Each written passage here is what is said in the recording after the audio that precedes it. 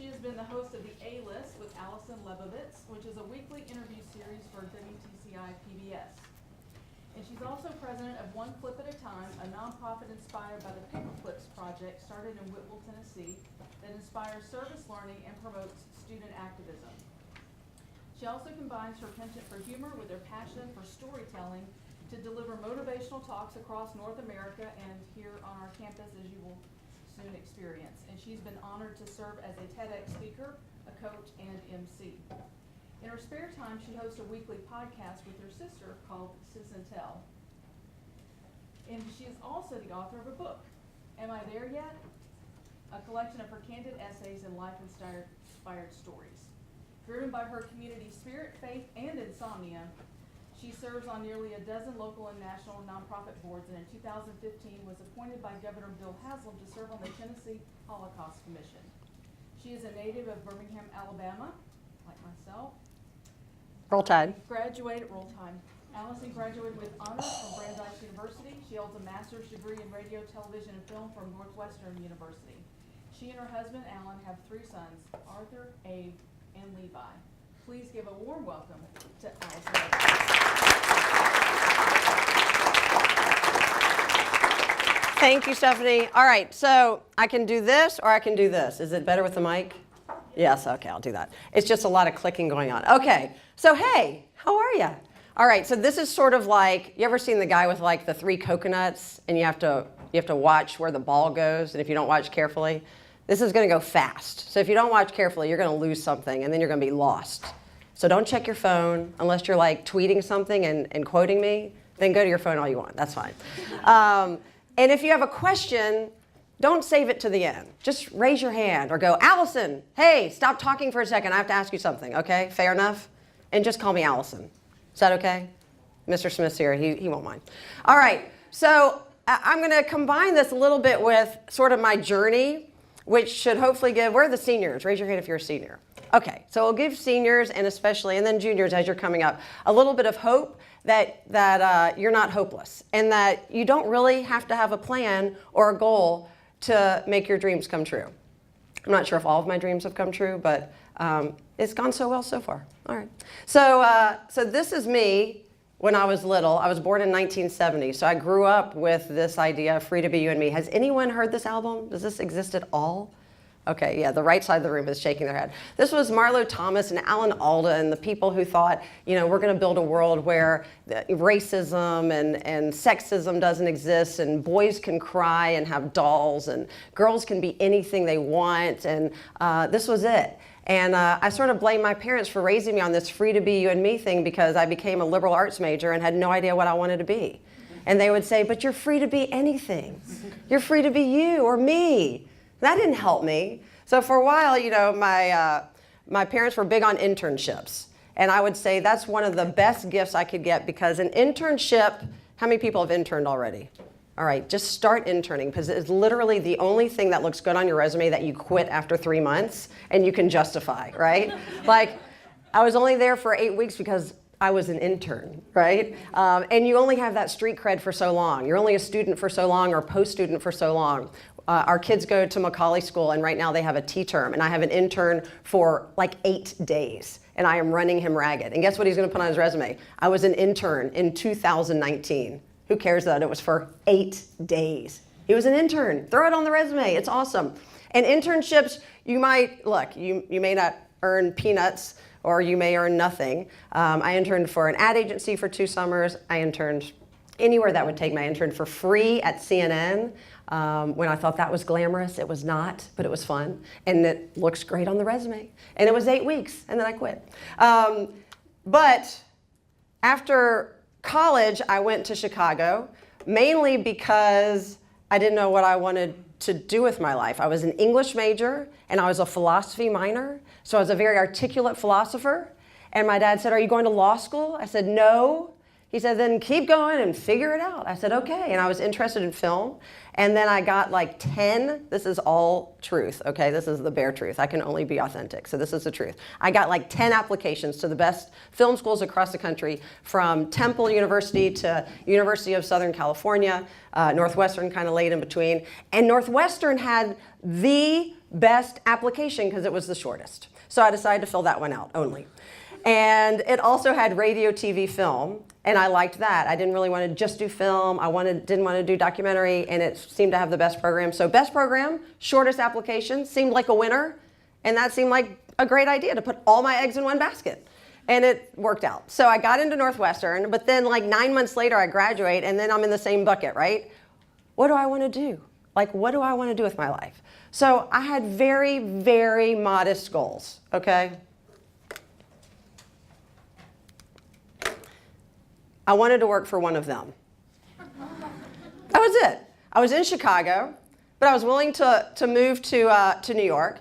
So first I wanted to work for David Letterman. So I'm a TV addict, which is also why I wanted to get a master's in radio, TV, film, TV being the operative word. Why not? 9 months studying TV, count me in. Also because I had a BA, and then the master's would give me an MA, and then I would have Bama after my name, Roll Tide. So that was helpful. So first it was David Letterman. You know David Letterman? Okay, was he still around when you were sort of young? Okay, so David Letterman. So I watched him every night. Okay, I woke up to the Today Show, which I still do. I went to sleep to David Letterman, which I no longer do, and I just wanted to work for him. But how am I gonna get in at David Letterman? So I had this brilliant idea. How am I gonna stand apart, right? I decide that I'm gonna just write to everybody on his team. So this is back when they were VCRs. I recorded the show one night, and on my VCR, I pressed pause at the end where it shows all the producers. And I'd pause it, and I'd write down the name. Then I'd keep rolling, I'd pause it right down. And I sent my resume and a cover letter to each person on his staff, okay? That didn't work. I didn't get any response. So I was like, okay, what's next? How can I, and also in like a big manila envelope so that they didn't get like a little dinky one that really stood out. That didn't work. Then I decide, okay, they don't really know me. They need to know me. So then I had the brilliant idea of sending him references because, I mean, you need somebody to vouch for you. So I got everybody I knew, including my grandmother, the guy at the sandwich shop where I ate in Evanston, one of my professors, my ex-boyfriend, I don't know, whoever could vouch for me. Come to think of it, the ex-boyfriend was not a good idea. But got them all to write me recommendations and fax it on a Wednesday at noon to David Letterman. All right, all saying why Allison Goldstein should get a job with him. That didn't work either. I never heard from him. So next I moved on to Oprah. I figured she's easier. She's in Chicago. I'm in Chicago. Like it's a match made in heaven. So I did the same thing. I recorded her show, and I wrote down every producer, and I sent the big manila envelope with my resume and my cover letter, and I got a rejection letter. So that was better than nothing, right? So at least she responded, like, we got your letter. No, thank you. So now I'm really desperate because my parents have basically said, hey, this has been great. We love supporting you through school and graduate school, and you still don't know what you want. And bye-bye, you're off the dole. So I'm waitressing, and I'm trying to figure out what to do. So I go back to Northwestern campus, and I go to the Career Center. Career Center here, it's a great place. Keep this in mind. Go back to the Career Center. I'm looking on the board. I'm looking for things, and I see this like pretty small advertisement for someone with good writing skills, which I assumed I had, and able to work with people. It had a few things, and then a P.O. box, which is like the kiss of death, really. Who wants to apply to a P.O. box? Me, because I was desperate. I was waitressing. Anything was better than that. So, by the way, the server is the best job you can get to appreciate servers for the rest of your life. It's a rite of passage. Who has worked as a server? Everybody should go do that. Thank you. Thank you for your service. So I do the P.O. box. I send it in. A week later, I get a call back from Harpo Studios, which is Oprah's production house. You know this? Harpo, Oprah backwards, in case you didn't know. Harpo put in a P.O. box at Northwestern in the School of Communication because we're so good, and also because they didn't want people to apply just because it's Oprah, because they would get inundated. So they wanted people with a certain skill set that they knew if they applied there, at least they were interested and they had those skills. Luckily, I was desperate and thought I had the skills, so I applied. Well, at the same time, I was a teaching assistant for a professor in the School of Communications. And he says to me, Allison, I've been working with the Japanese consulate in Chicago, and I've been as a consultant. He was also a consultant for NASA, a whole bunch of other places. And he said, and there's a job opening. And I'm telling you, it's nothing you ever considered, it's nothing you ever thought about, but it's everything you're good at, right? It's working with people, it's writing, it's communicating. I want you to apply.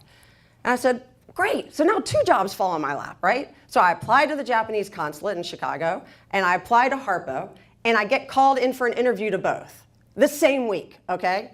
I go to the Japanese consulate. It becomes very clear I am not qualified for this job. They start asking me things like, yes, can you give us the history of US-Japan relations? Can you tell us about the political climate in the Midwest, Wisconsin, Minnesota, Illinois, Indiana?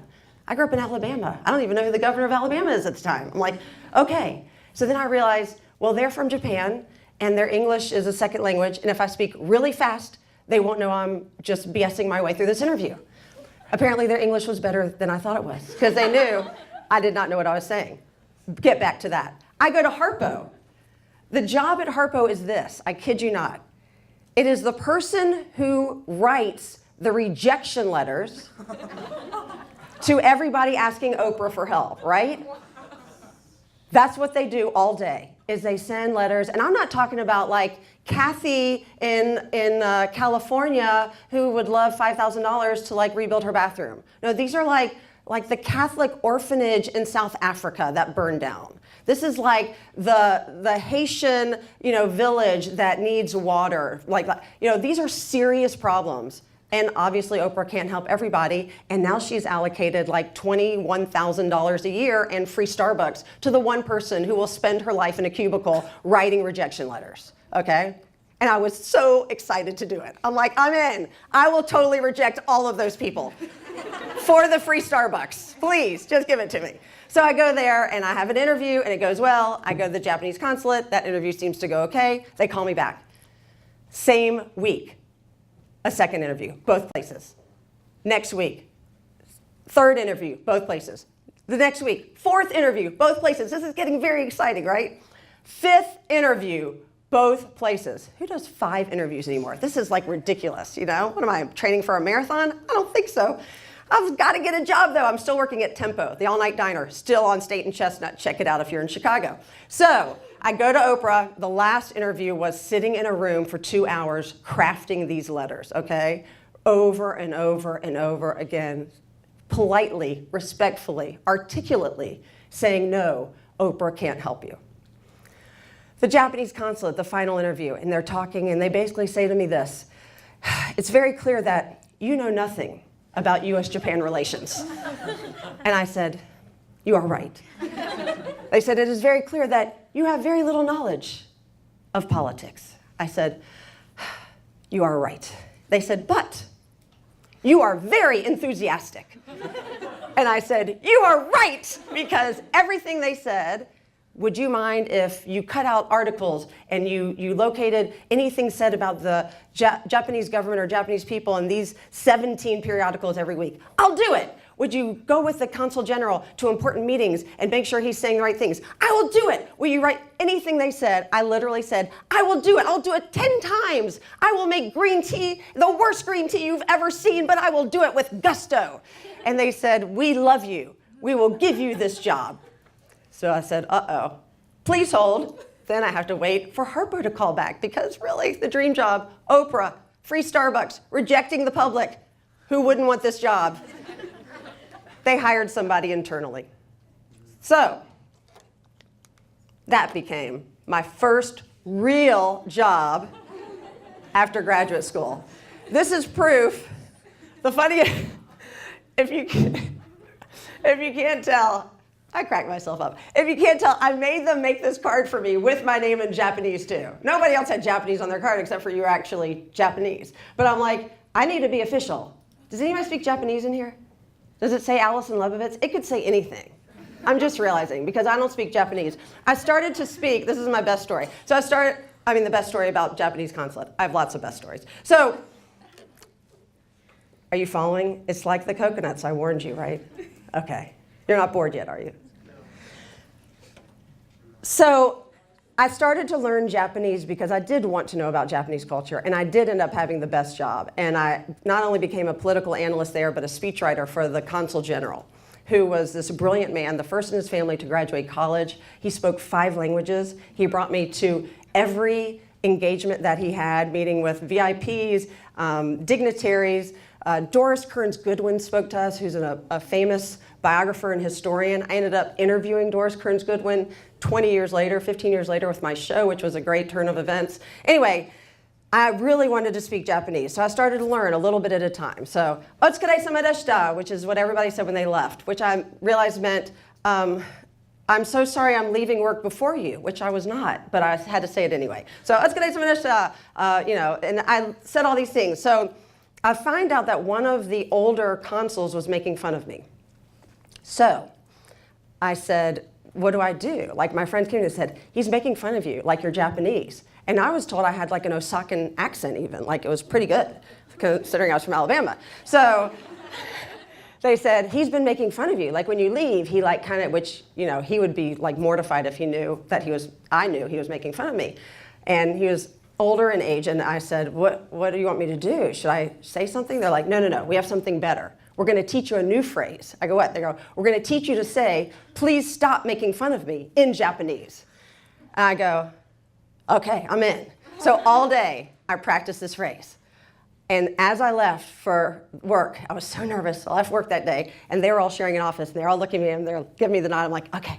So I left, and I was like, otsukaresama deshita, and they kind of all raised their hands. It's kind of like going into Moe's now, like, welcome to Moe's. Nobody's, here they all go, otsukaresama deshita. And then I said, Suzuki-san, sumimasen, excuse me, Suzuki-san. He goes, hi.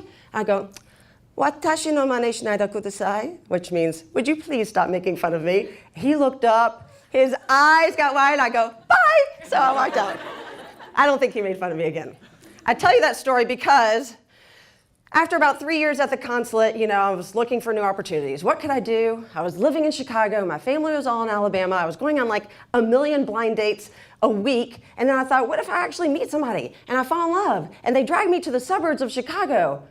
Ooh, it's cold and I'm away from my family, so I'm going to move. I'm going to move down south. I'm going to go to Atlanta and I'm going to live with my uncle and his crazy wife and their newborn child and her brother and their 4 dogs in a house. That sounds awesome, right?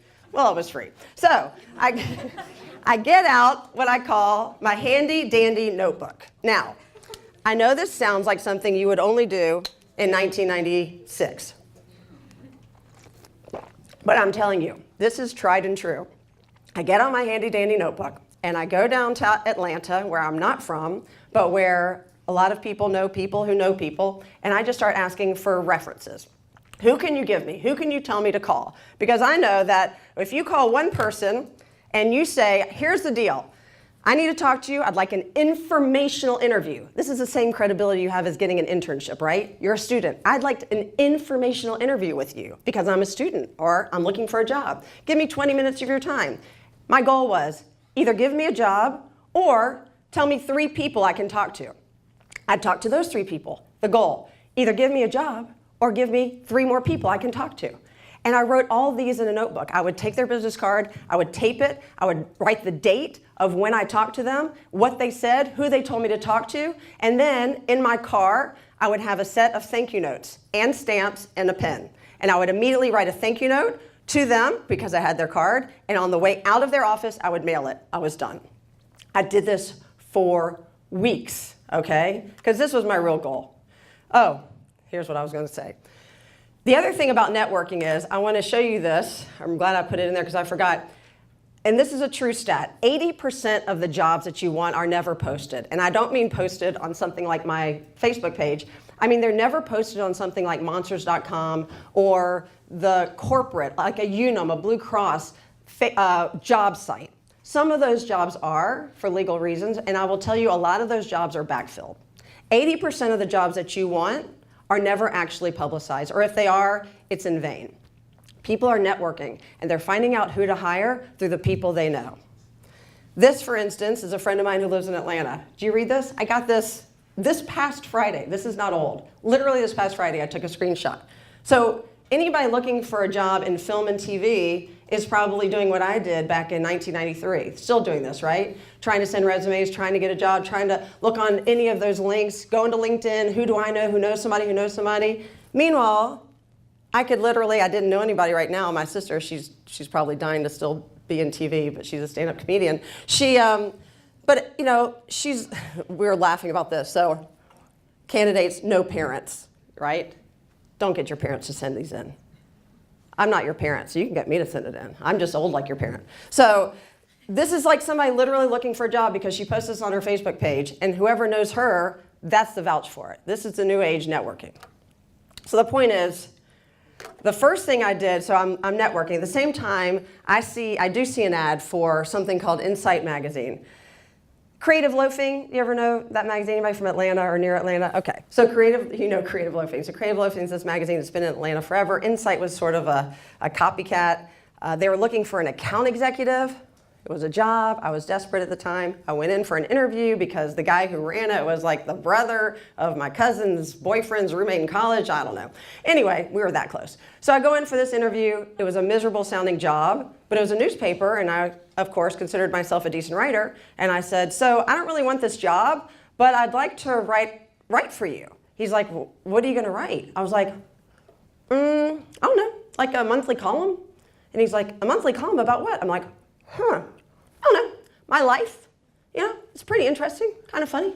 He's like, well, we don't just give people monthly columns. I'm like, okay, well, what are you going to do? He goes, well, I'll let you write one article, and we may publish it, but I'm not going to pay you. And if we do create it as a monthly column, then I will pay you $25 a column. I'm like, that sounds like a deal I can't pass up. So in 1996, as I'm still searching for a job, I start writing for Insight. And lo and behold, they gave me a monthly column. This is actually 3 papers later with Chattanooga Parent when I ultimately moved to Chattanooga. But I wrote this column for about 20 years, eventually put about 71 of my columns into a book, which Stephanie talked about, Am I There Yet? And every month I would just write. And the beauty of it is I was writing during the time, the very first one, I wish I had it, was called I Have Found Paradise, and her name is Unemployment. And it was all about being unemployed and how much fun I was having. It was sarcastic, of course. Because my real goal as I'm networking with all these people was twofold, okay? So it's 1996, and I'm in Atlanta. So who can think about 1996 Atlanta? Where are the 2 places I would be dying to work? Not CNN, I'd already interned there. Say it loud. That's number 1. What was the second place I'd be willing to work? Coca-Cola. Thank you. You've been a lovely audience. The Olympics, Coca-Cola. Like, those are now the dream jobs, right? I'm in Atlanta during the Olympics, right before the Olympics. This is like February of 1996, closing in on March. And I'm networking everywhere. Guess what pans out? And of course, what I do, I sent it to, well, it was hard to send to the Olympics. I did send to Coke, 1 million resumes, and all of them turned me down. Who got me into Coke was a guy I had gone out with like twice. This is before cell phones and caller ID. I'm just being authentic, don't judge. So I'd gone out with him twice, and we didn't connect. So what did I have to do without caller ID? Avoid all phone calls at my uncle's house. If it's for me, I'm not home. Until finally I answer the phone one day, and it's him, and it's very awkward. Hey, yeah, how are you? I meant to call you. He's like, look, we did not connect. I get it. But I know you said you're dying to work at Coke, and my roommate who works at Coke just found out about an opening, and I thought I would pass your resume on.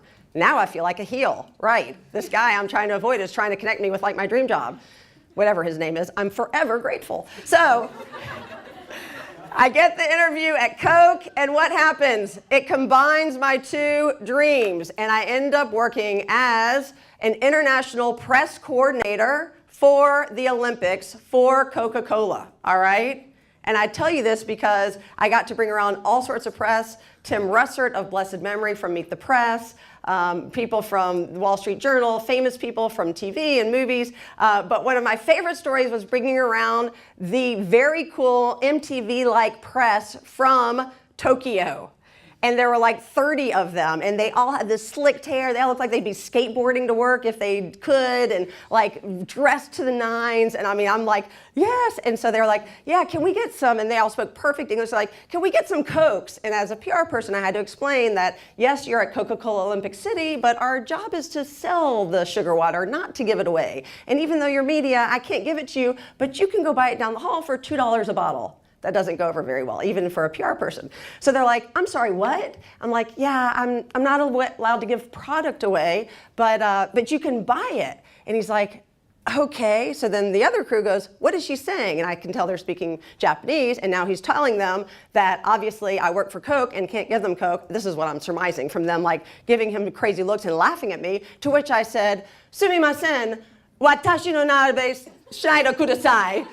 And they went, oh, she understands everything we're saying. I do, and you need to stop making fun of me. It all comes full circle, true story.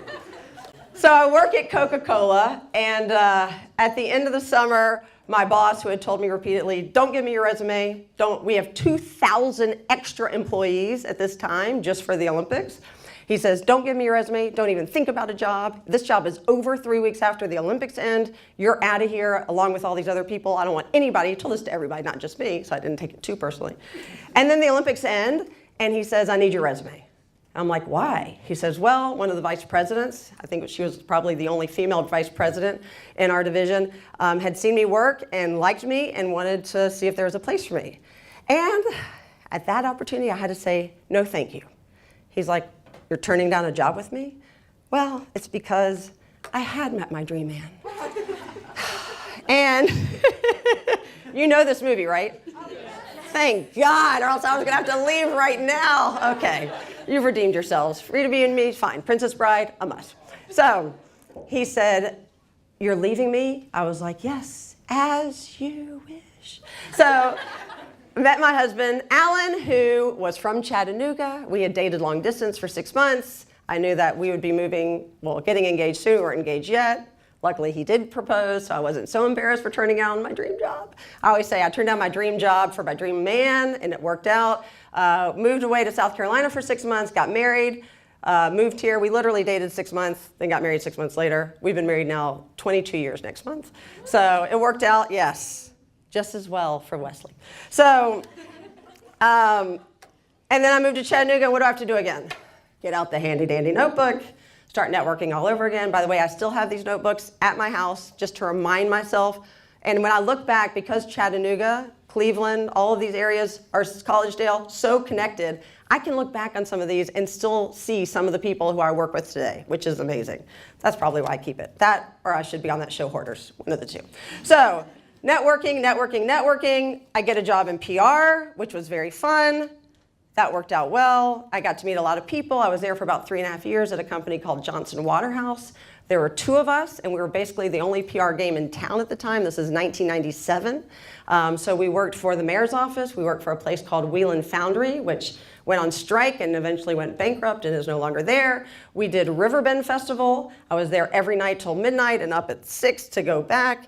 I did EPB. Anytime there was an outage, people called me all over this God-forsaken city, and the power goes out a lot in the greater Chattanooga area. EPB is amazing, I still to this day. Anyway, we had NG Lawn and Garden. We had every client, and it was a great way for me to get to know Chattanooga because we literally were all over the city meeting people. I was writing, I was schmoozing, I was on TV and radio, really just being a spokesperson for every client we had. And then after 3.5 years, I decided to retire for a little bit because of these little fellas. Oh, they're so cute. Let's take a look at them while I have a sip of water. I just love this picture. Arthur is the oldest. Abe is on there, and that's Levi, and that's his pillow, which I had to hide eventually. I found it the other day in my office. I told him somebody stole it. They're that cute, and they have shared a room since they were this age.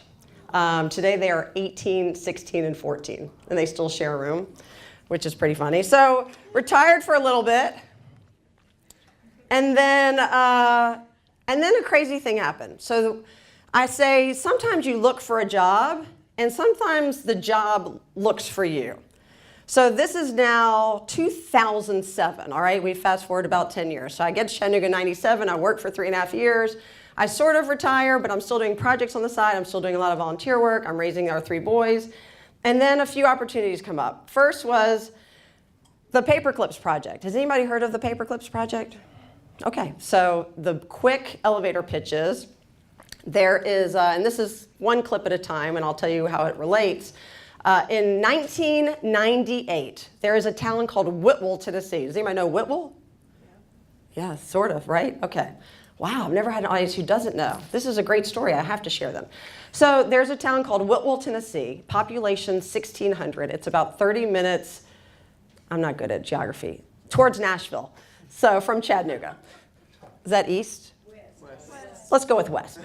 30 minutes west of Chattanooga, over Suck Creek Mountain. Hey, you, don't judge. I'm geographically challenged. I'm okay with that. So west of Chattanooga, and there are 1,600 people who live in this community, 99% white Anglo-Saxon Protestant, okay? There's no Muslims, there's no Catholics, there's no Hispanics, there's no Jewish people. There's maybe 5 African-American families. It is as homogeneous as you can get. The principal decides in 1998 they need to do a project that's going to expand their horizons. So the vice principal at the time, who also happens to be the football player, and his name is, you're not going to believe it. Do you know his name? It's David Smith. I kid you not. Now I know 2 David Smiths of equal importance that I revere. So, do I get an A? So David Smith goes to Chattanooga. He learns about this project, after-school project that they can do to teach the students about the Holocaust. Do you know what the Holocaust is? Okay, a lot of people don't. The extermination of 6 million Jewish people plus 5 million others, homosexuals, political prisoners, gypsies, Jehovah's Witnesses, in Nazi Germany, World War II. Let's make sure. I only say that not because I don't think you are an informed group, because the statistics today are alarming, to say the least, about the lack of knowledge not only in this country, but across Europe and other parts of the world that don't even know that the Holocaust ever existed. So I say that with due respect. They learn about the Holocaust, and they had not heard of the Holocaust. Not only that, is a town of 1,600, these middle school students, 8th graders, who are now learning about the Holocaust in 1998, can't fathom 6 million. It's just too big a number for them. They live with 1,600. And they say to their principal, can we collect something to give us a visual representation of this? And she says, you can, but it's got to be something meaningful. It can't just be pennies or bottle tops. And they do some research, and what they discover is that during World War II, Norwegians would wear a paperclip on their lapel as a sign of resistance to what was going on in Nazi Germany. So similar to the Jewish people and others who had to wear Stars of David and other emblems to show what they were wearing paperclips to show that they were in solidarity with the people being prosecuted. So they decided to collect paperclips, 6 million paperclips, to represent the 6 million Jews who were killed. They start sending letters out to congressmen and famous people and sports athletes, and athletes, I think, are, yes, athletes and professional players and neighbors and cousins all around. And in 9 months, they have collected 150,000 paperclips, which is a really far cry from 6 million. And they almost quit. And then an incredible thing happens. This 95-year-old Holocaust survivor named Lena Geter, who lives in DC, hears about the project. She sends down her 2 friends, the Schroeders, a married couple who work in DC but cover the world news. She sends them down to Whitwell, Tennessee, and says, you're going to cover this story. So reluctantly they go, and they fall in love with this town. And they write a story. It gets picked up by the Washington Post. It gets picked up by Tom Brokaw and NBC Nightly News. And 6 weeks after the Schroeders are there, 6 weeks later, the town goes from having 150,000 paperclips to 24 million. They stopped counting at 30 million paperclips. So a few years later, this is now 2001, the Schroeders, they're talking, they're like, now we have all these paperclips, what do we do with them? The Schroeders take a sabbatical. On a month leave, they go to Germany on their own dime and accord. They find what is literally the last period piece, the last rail car that was truly used during the Holocaust to transport victims to concentration camps. They get this car donated, they get it brought overseas, they take it to the harbor in Baltimore, it transports down to Chattanooga, all the way to Whitwell. Let me also add, and since you haven't seen the film, that one of the most haunting parts of this is that it lands and finally goes through customs and makes its way down south on September 9th, 2001, 2 days before 9/11, okay? If it had landed even a day later, it would have never made it down, never made it out of customs. And they turn this into a children's Holocaust memorial. Today, this rail car sits in the school as a Children's Holocaust Memorial housing 11 million clips. There's another vessel that holds another 11 million clips. There's now a resource center that has the largest collection of Holocaust materials in the Southeast. The students now learn about the Holocaust as part of their curriculum. The 8th graders serve as docents every Friday.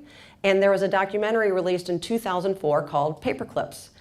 And by 2007, so here I am, not working, or formally working, as mothering, which is the hardest job ever. I find out that they are trying to figure out how to get this film that had been released in 2004 into more schools. And I go to a meeting, we start talking. Eventually I say, you know what, I think I can start this. We decided it had to be a nonprofit. So in 2007, I do the charter. By 2008, we are up and running. We create a special version of the film, a curriculum. We raise money. We host now for 11 years. We've been hosting institutes every year, 2 in Chattanooga and in Whitwell, 1 in New York, in Long Island. And they're free to any educator who wants to come. We get the funding to write that. And the goal is we're not teaching Holocaust education, it's service learning. So we're using this project not only to show the film to more schools, but to inspire students how to make a difference, okay? Hence in my bio, that I truly do believe. That is the basis of what I do, professionally and personally, that everybody has the power and responsibility to make this world a better place, and one clip is the way that we do it.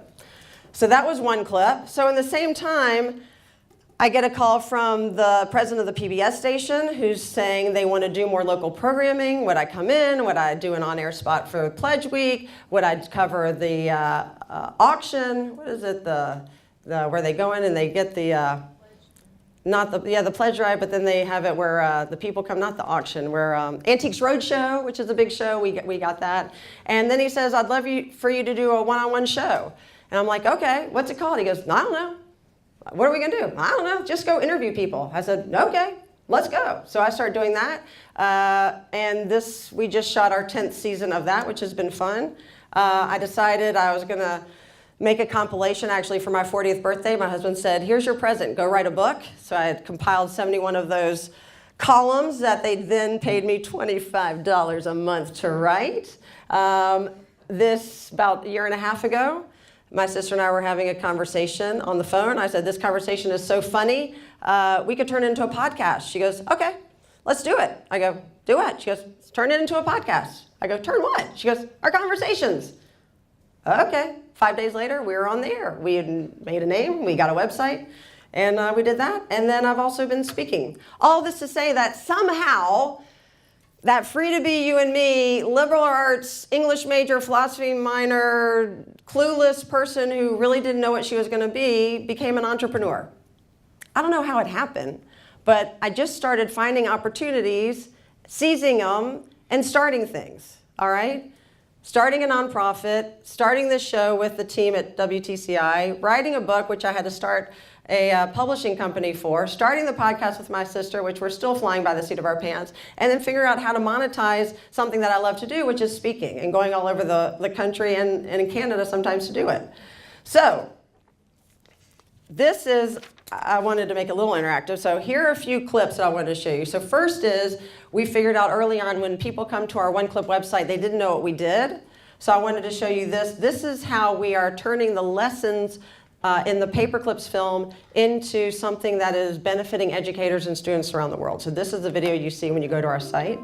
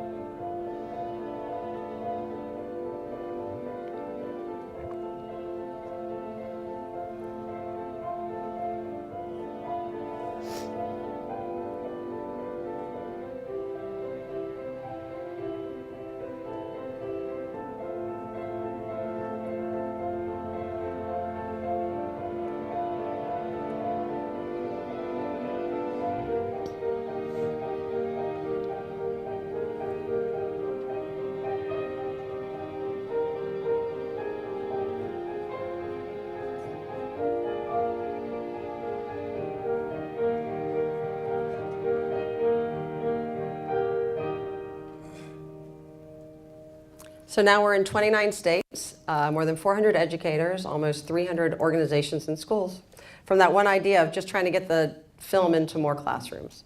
All right, I'm going to go a little fast. So there's the book. I don't know why I put that in there. Here's some of the people I interviewed. John Meacham is on the far left. You know John Meacham? Anyway, Swanee guy. He went to Macaulay, grew up in Chattanooga. His grandfather was a judge here. He was editor of Newsweek. He was fun. Sheila E. up there. Ben Vereen. Anybody watch Back to the Future? Crispin Glover, you know, McFly. Alton Brown, if you like Food Network. Randy Zuckerberg, her brother is Mark. You may know him. This is Fabien Cousteau. His grandfather is Jacques Cousteau. Anyway, so we interview fascinating people. That's our show. It's a 30-minute biography show. I get to interview fascinating people who have great stories. And I was wondering if you know this guy. Anybody know who that is? No way. Yeah. Who's that? Gary Vaynerchuk. Yeah. You know what he does? He's an entrepreneur, does a lot of like social media stuff. You're like a Gary V like groupie? Yeah, he's interesting. He's interesting, right? What do you know about him, like when he talks? Is there anything in particular? Very expressive in his own way, very comfortable with who he is. Yeah. He doesn't mind the way he speaks. Yeah. So I got to interview him. Thank you. What's your name? Jonathan. Jonathan. Thanks, Jonathan. So I interviewed him about 6 weeks ago. He was in our 10th season of the A-List, which just wrapped up. He has actually, VaynerMedia is one of his businesses all over the world. London, LA, New York, and Chattanooga. I mean, if you believe it. He is quite the personality, internet personality to galore. He loves being like filming all the time. So this is us, and I'm going to show you a little clip. So I'll show you the clip, then I'll tell you the story.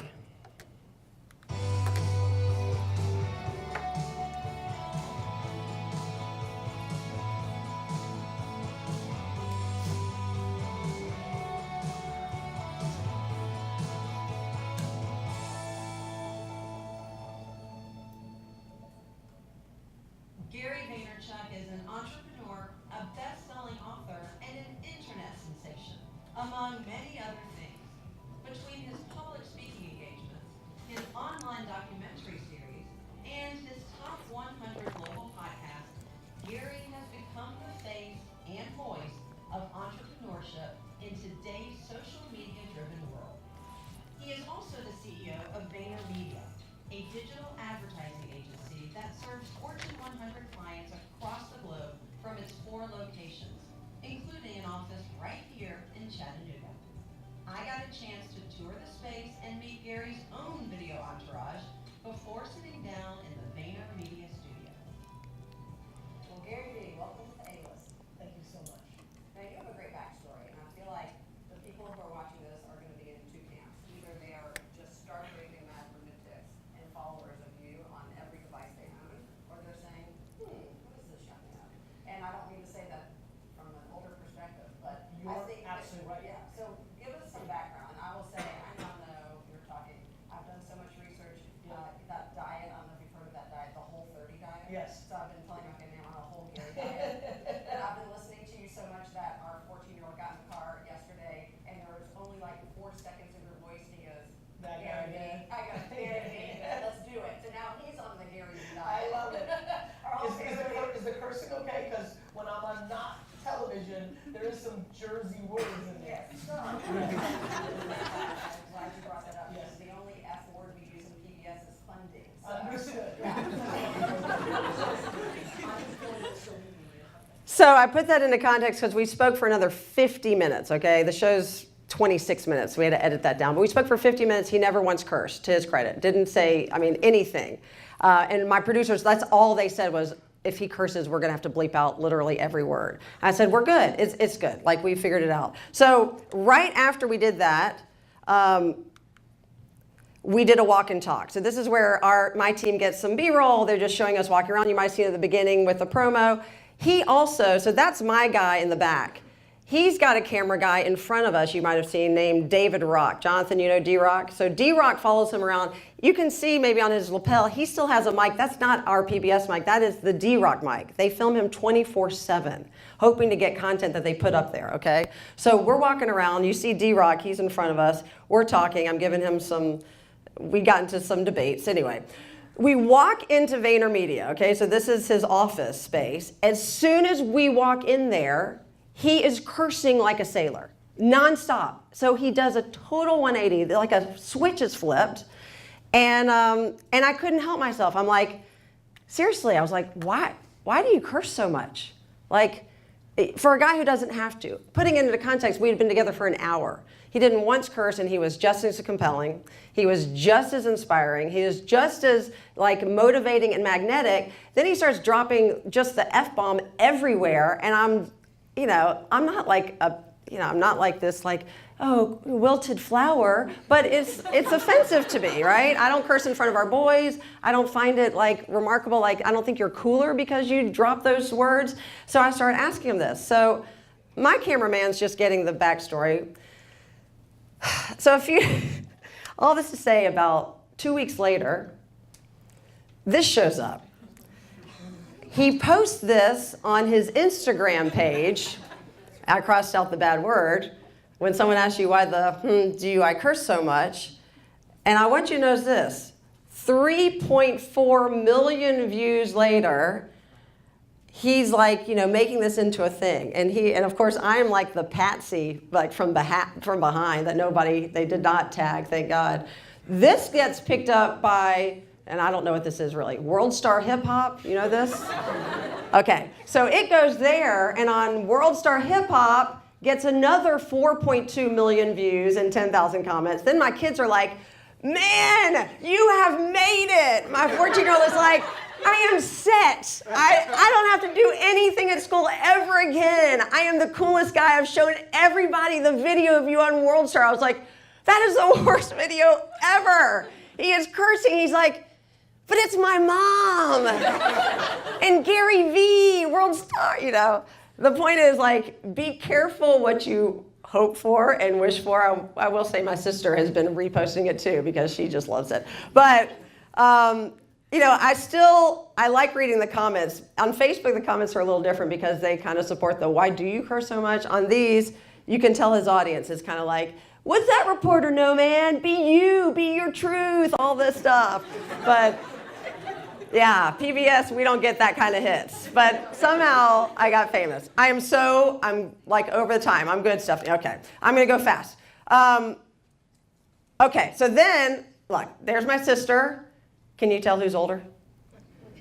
I am. I'll just tell you. So I'm 7 years older. Sometimes people think we're twins, so it makes me really happy. So that's my sister. She's a stand-up comedian. She lives in Atlanta. She's got 3 kids, too. I was a terrible big sister growing up. So now I'm trying to make up for it. So I have a podcast with my sister. I think I only have like 17 more years to pay off my time. But literally she said, let's turn our conversations into a podcast 5 days later. Sis and tell. We even have like cute little swag. And so 3 months later, we started this in May 2017. 3 months later, Amanda says, hey, Creative Loafing, that newspaper in Atlanta, is having a best of competition. Let's put our name in for best of podcasts. And we won, because I think nobody else was like smart enough to put in their podcast. So don't let the truth get in the way of a good story. We were the Reader's Choice Best Podcast in 2017. All this to say that we just kind of did it. Like, we got a website and we bought the software and it didn't cost much money. We had these like Time Life headsets and we Skype because she lives in Atlanta. I found like a $30 software that I recorded. I edited it on GarageBand. She updates it and we have like a shared thing. If anybody wants to start a podcast, we have this whole thing. So then we've really upped our game. This is what I'm really proud of. Okay, so this is our 4th season that we just launched in January. And our last jingle was me and Levi doing Heart and Soul. You know Heart and Soul? Dun, dun, dun, dun, dun. After like a year and a half, it got very old. So I'm like, let's get a jingle. And we love 80s like jingles. Like there were TV shows in the 80s that actually had like, they take the good, they take the bad, they take them both, and there you have the facts of life. Like things like that. That explain the whole, like the Gilligan's Island, all that stuff. Let's do that. So we go on Fiverr. Do you know Fiverr? Okay, Fiverr, which I think it should be like, we'll do anything for $5. So you can go on Fiverr if you don't know it, and literally like, I need my resume redone. And you can go on and people are doing it for $5, $10, $200. I need a podcast jingle. Okay, we'll do it. So this guy said for $30. So this is what we got.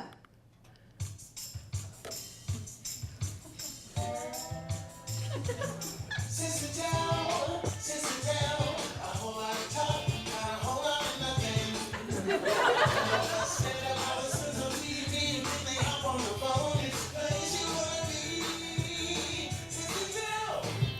My son said it sounds like the Pokemon song. Yeah, Pokemon.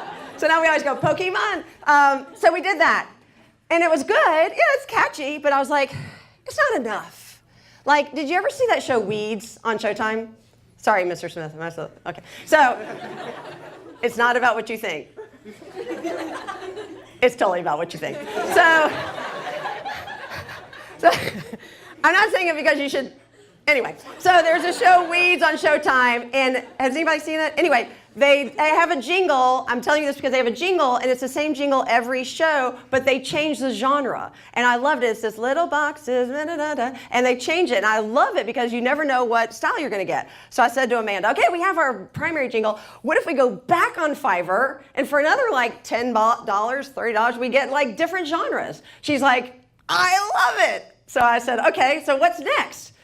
I don't know, let's do something like this.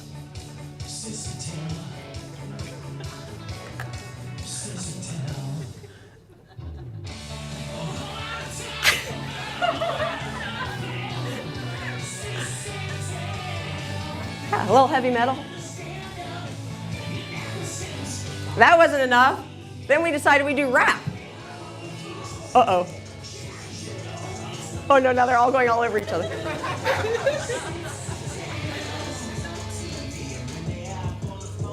Here's the rap.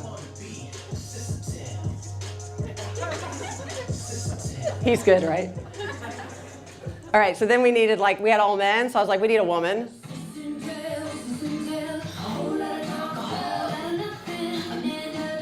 I would skip over it, but I realized they're just going to conflict.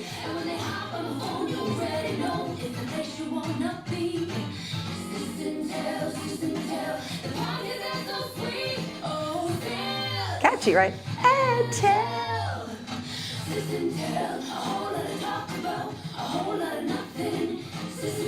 And then finally, an homage to Pitch Perfect.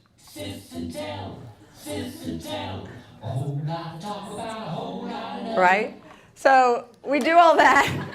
We do all that, and then, all right, and then, I know I'm not leaving any room for questions. I've really run out of time. It's okay. So I'm just going to show you this. So then, like a week ago, this guy in Decatur, my sister lives in Decatur, Georgia, he runs an FM radio station, and he is somehow obsessed with us. I'm fine with that. So he wants to start replaying our podcast on his radio station in Decatur. And we're like, okay. And I'm like, is he just like a stalker, or is he serious? And Amanda's like, I don't know. He made this promo. What do you think?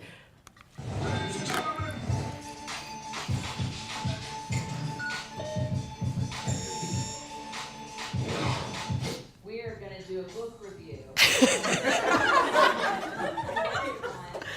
I hated it. I found it so disturbing that doesn't he like break into his mother's house and cuddle with her?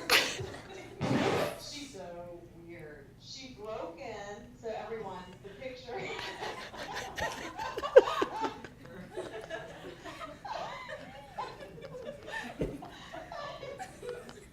That is a really, really uncomfortable picture.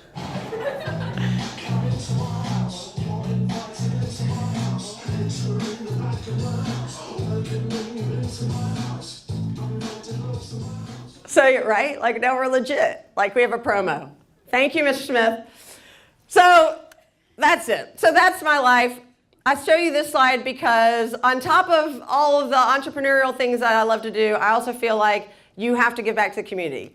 These are all the boards I also sit on. So I am a trustee on all of these boards. Most of them are local, a couple national, one foundation. You see the Tennessee Holocaust Commission, also statewide. And I find time to do that too because it matters. Because if we don't have a strong community, then nothing I do is really going to matter. And then that's our family. That's all those boys growing up. Arthur graduated. And I can't show you, oh, there's a really good story, but I can't show you. So at the end of the day, hold on, I'm going to be real quick, hold on. So what are the lessons? First of all, find your talents, right? So you all did StrengthsFinder? Yes, I usually talk about it. I didn't do StrengthsFinder until I was like 39 years old. And it's not your horoscope. It really is your talent. Don't figure out what you want to do in your life. Literally, that book is so great. Go back and look at what your top 5 are, okay? Is anybody a woo? Oh, yeah. Sweetie.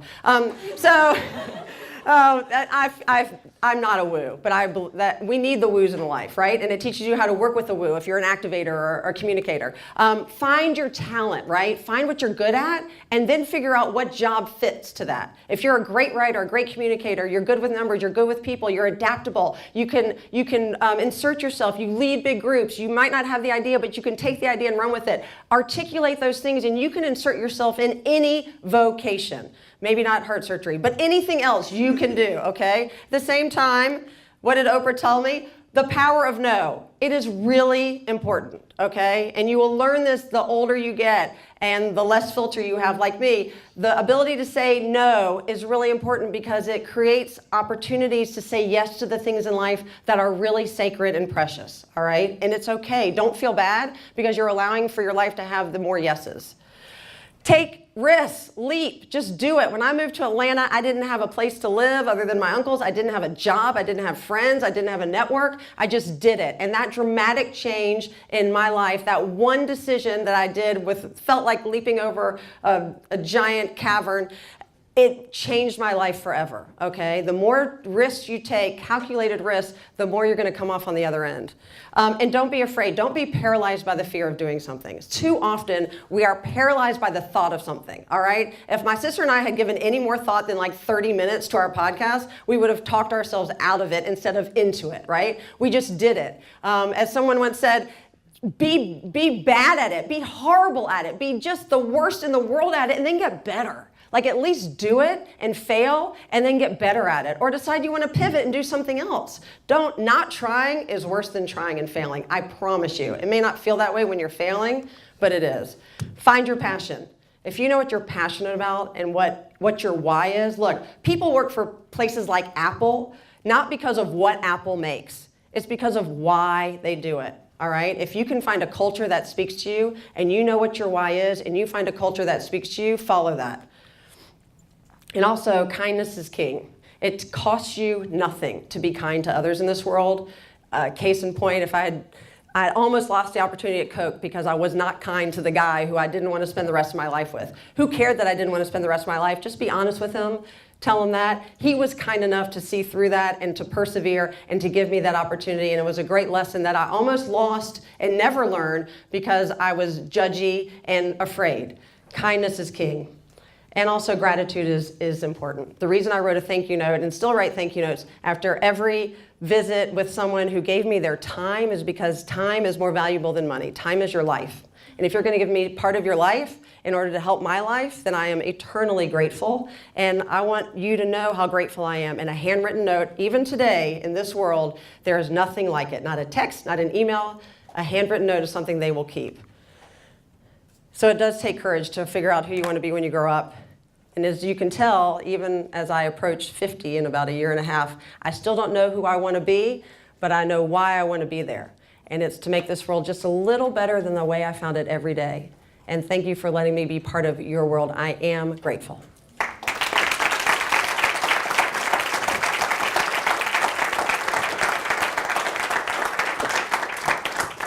All right, lastly, you have time for questions? I think I'll need to go, right? I was going to say, you had something you wanted to do. Oh, yeah. And then you're free to go, but if you want to stay and talk to her, she's welcome to. Yeah, I'll stay. My kids, one of them drives, and I think they got dinner, so they're fine. Where's that list, Stephanie? Okay, so I think you had here. I'm just going to give you row, I think on that list. Okay. So go to the fourth row, number 3. Who's that? Go 4 down, 3 across. All right. Hudson. Where's Hudson?